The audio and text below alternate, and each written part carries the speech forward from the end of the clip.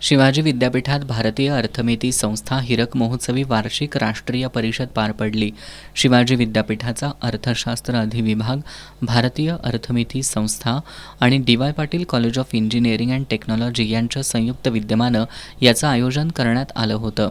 भारतीय अर्थमिती संस्थेचे डॉक्टर नीरज हातेकर यांच्या अध्यक्षतेखाली आणि RBIच्या माजी deputy governor doctor Usha Thorat आणि प्राचार्य डॉक्टर V.M. पाटील यांच्या प्रमुख उपस्थितीत परिषदेचा सांगता समारंभ पार पडला।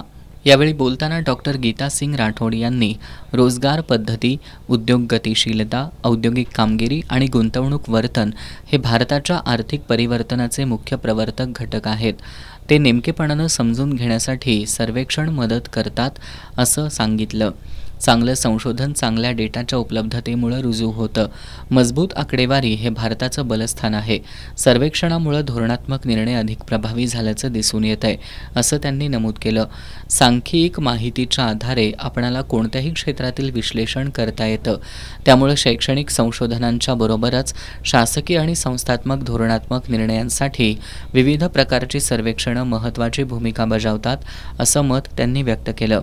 डॉक्टर उषा थोरात यांनी सन 1991मध्ये रुपयाचं अवमूल्यन झाल्यामुळं देशानं आंतरराष्ट्रीय व्यापारामध्ये आणि चलन व्यवस्थेमध्ये मोठ्या प्रमाणात बदल केल्याच्या इतिहासाला उजाळा दिला। तेव्हापासून देशाच्या अर्थव्यवस्थेनं आपल्या प्रगतीचा वेग कायम राखलाय असं त्यांनी सांगितलं। या प्रसंगी डॉक्टर नीरज हातेकर, डॉक्टर महादेव देशमुख यांनी सुद्धा मनोगत व्यक्त केली।